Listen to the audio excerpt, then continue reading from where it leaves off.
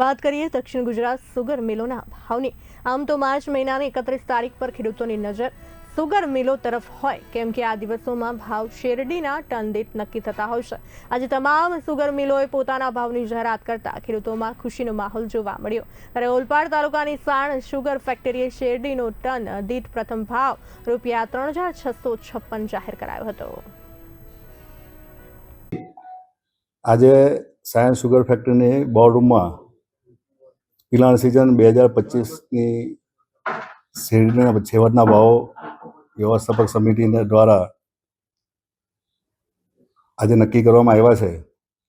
ગયા વર્ષ કરતાં આ વર્ષે શેરડીનું ઉત્પાદન પણ ઓછું છે, એની સામે ખેડૂતોને પોષણક્ષમ ભાવ મળવો જોઈએ એવું મારું માનવું છે અને બોર્ડનું પણ માનવું હતું। એટલે ઓક્ટોબરથી જાન્યુઆરીના ₹3656, ફેબ્રુઆરીના ₹3781, માર્ચના ₹3881, એમાંથી ₹26 આપણે બચત કાપવાના।